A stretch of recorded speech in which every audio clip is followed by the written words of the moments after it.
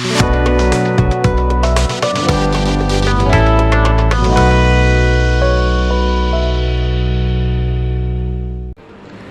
To UK Infotech. இந்த வீடியோவில் நம்ம Java variables and data types அப்படின்னா என்னன்னு பார்ப்போம். நான் இதுக்கு முன்னாடி வீடியோவில் பார்த்தீங்க அப்படின்னா ஒரு சிம்பிள் ஹலோ வேர்ல்டு ப்ரோக்ராம் அப்படிங்கிறத ஒரு ஜாவாவில் எப்படி ரன் பண்ணி காமிக்கிறது, நோட் பேடில் டைப் பண்ணி எப்படி கமாண்ட் ப்ராம்ப்டில் ரன் பண்ணுறது அப்படிங்கிறத டீட்டெயில்டாக எக்ஸ்பிளைன் பண்ணியிருக்கேன்.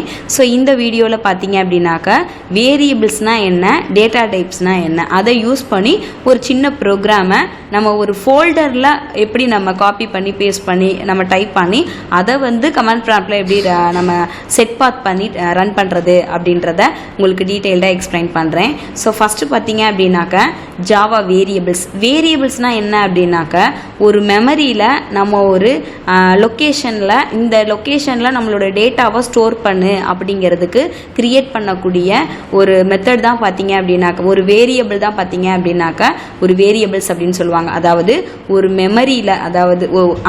மெமரியில் ஒரு டேட்டாவை ஸ்டோர் பண்ணுறதுக்கு ஸ்டோரேஜ் ஏரியாவை நம்ம கிரியேட் பண்ணுறது தான் வேரியபிள்ஸ் அப்படின்னு சொல்லுவாங்க.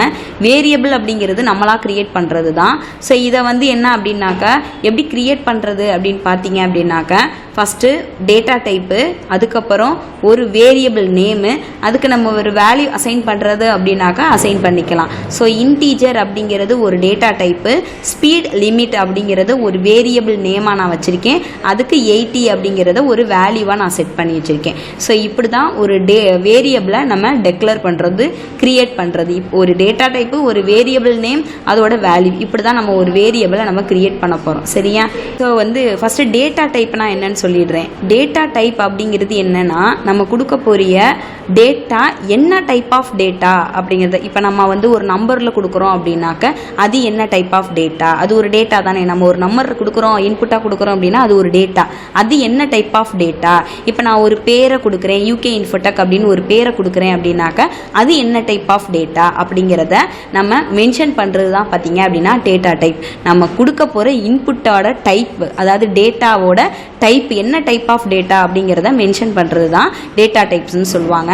ஸோ இதை நான் ஒரு இடத்துல ஸ்டோர் பண்ணுறேன் அப்படின்னாக்கா, அது வேரியபிளாக நான் ஸ்டோர் பண்ணுறேன் அப்படின்னாக்கா அதுக்கு ஒரு டேட்டா டைப்பு, ஒரு வேரியபிள், அப்படி தான் நம்ம அதோட சின்டாக்ஸாக நம்ம ஸ்டோர் பண்ண முடியும். ஸோ இங்கே பார்த்தீங்க அப்படின்னாக்கா நான் ஒரு வேரியபிளை நான் கிரியேட் பண்ணியிருக்கேன். ஸோ இன்டீஜர் டேட்டா டைப் அப்படின்னு பார்த்தீங்க அப்படின்னாக்கா ஒரு முழு எண்ணை குறிக்கிறது, ஹோல் நம்பரை நம்ம ரெப்ரசன்ட் பண்ணணும்னா இன்டீஜர் டேட்டா டைப்பை கொடுக்கணும்.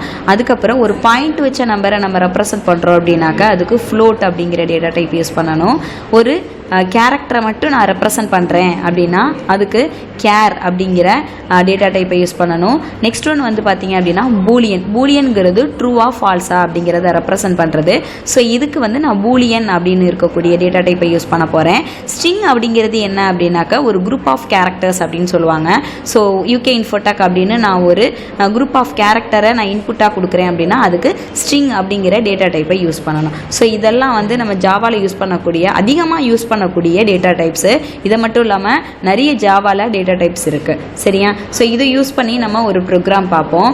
இப்போ பார்த்தீங்க அப்படின்னா ஒரு சிம்பிள் ஜாவா ப்ரோக்ராமை ஸோ இந்த ப்ரோக்ராமில் பார்த்தீங்க அப்படின்னா first line import Java யூட்டில் scanner அப்படின்றது. இது ஹெடர் ஃபைல்னு சொல்லுவாங்க, அதாவது பேக்கேஜ்னு சொல்லுவாங்க. இந்த பேக்கேஜ் எதுக்கு அப்படின்னாக்கா நம்ம input output data type use பண்ணுறதுக்காக யூஸ் பண்ணக்கூடிய ஒரு யூட்டிலிட்டி பேக்கேஜ் அப்படின்னு சொல்லக்கூடியது. நெக்ஸ்ட் கிளாஸோட நேமு. இது பார்த்தீங்க அப்படின்னாக்கா இதிலிருந்து தான் மெயின் ஃபங்க்ஷன்ஸ் ஸ்டார்ட் ஆக போகுது. ஸோ அதுதான் பப்ளிக் ஸ்டாட்டிக் வாய்ட் மீன் ஸ்ட்ரிங் ஆர்குமெண்ட்ஸ்னு சொல்லக்கூடியது. நெக்ஸ்ட் பார்த்தீங்க அப்படின்னாக்கா ஒரு ஆப்ஜெக்ட் கிரியேட் பண்ணியிருக்கேன். அதுக்கப்புறம் ஒரு பிரிண்டிங் ஸ்டேட்மெண்ட் எழுதியிருக்கேன், என்டர் அண்ட் இன்டீஜர் அப்படின்னு. அதாவது ரன் டைமில் எனக்கு என்டர் அண்ட் இன்டீஜர்னு கொடுத்தா நான் ஒரு இன்டீஜர் நம்பரை கொடுத்தேன் அப்படின்னா அது இன்டீஜர் எனக்கு பிரிண்ட் ஆகணும் அப்படிங்கிறதுக்காக. இது பார்த்தீங்கன்னா வேரியபிளை நான் டெக்ளேர் பண்ணியிருக்கேன். இன்டீஜர் வேரியபிள், அதாவது டேட்டா டைப்பு, வேரியபிளோட நேமு ஈக்குவல் டு ஒரு மெத்தடை கிரியேட் பண்ணியிருக்கேன். அதுக்கப்புறம் ஒரு பிரிண்டிங் ஸ்டேட்மெண்ட் எழுதியிருக்கேன். இதில் பார்த்தீங்க அப்படின்னாக்கா யூ என்டர் அப்படின்னு ஒரு பிரிண்டிங் ஸ்டேட்மெண்ட் எழுதியிருக்கேன். இதோட சேர்ந்து நான் கொடுக்கக்கூடிய இன்டீஜர் வேல்யூவை இந்த நம்பரில் ஸ்டோர் பண்ணிடு, அந்த நம்பரை எனக்கு பிரிண்ட் பண்ணு அப்படின்னு ஒரு ஸ்டேட்மெண்ட் கொடுத்துருக்கேன்.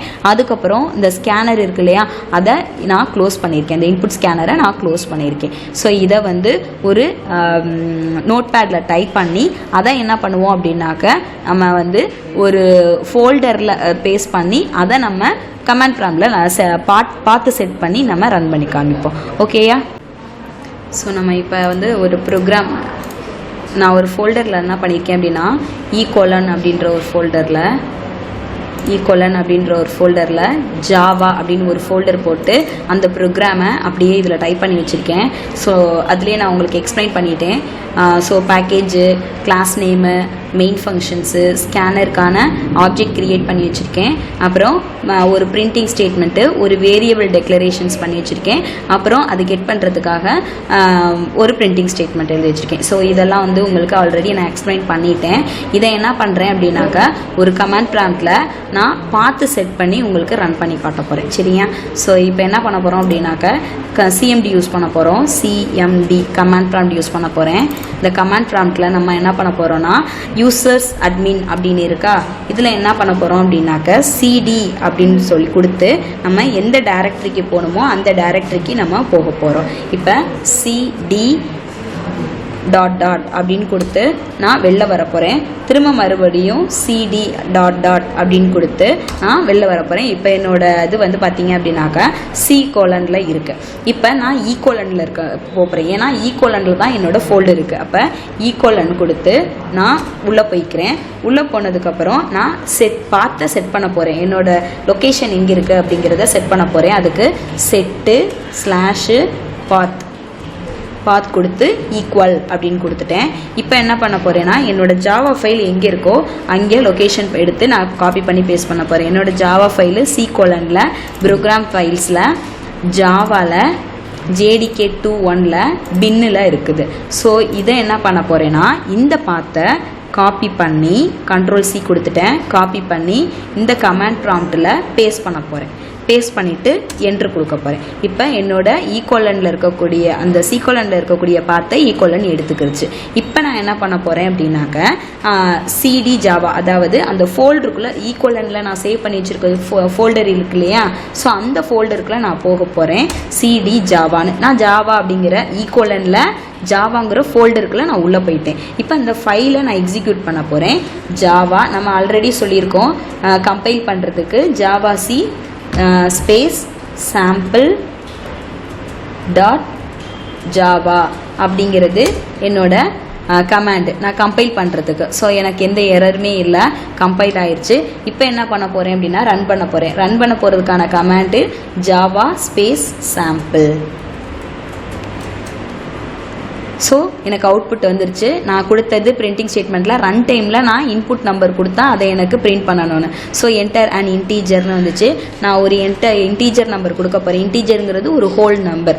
ஸோ அதை நான் கொடுத்துட்டேன். எனக்கு யூஆர் என்டர்டு 8 அப்படின்னு வருது. அதாவது நான் என்ட்ரு பண்ண நம்பரு எனக்கு 8 அப்படின்னு வருது. ஸோ இப்படி தான் வந்து ஒரு இன்டீஜர் நம்பரை நம்ம ரன் டைமில் பிரிண்ட் பண்ணுறத வந்து ஒரு ஃபோல்டரில் நம்ம ஒரு ஜாவா ப்ரோக்ராமை சேவ் பண்ணி அதை பார்த்து செட் பண்ணி நம்ம எப்படி கெட் பண்ணுறது அப்படிங்கிறத நம்ம அந்த ப்ரோக்ராமில் மூலமாக இந்த வீடியோவில் பார்த்தோம். ஸோ அடுத்தடுத்து உங்களுக்கு ஆப்ரேட்டர்ஸ்னால் என்ன அப்படின்றத டீட்டெயில்டாக எக்ஸ்பிளைன் பண்ணுறேன். ஆப்ரேட்டர்ஸில் நிறைய டைப் ஆஃப் ஆப்ரேட்டர்ஸ் இருக்குது. ஸோ ஒவ்வொரு ஆப்ரேட்டரையும் யூஸ் பண்ணி நான் ஒவ்வொரு வீடியோவாக போடுறேன். Okay, thank you.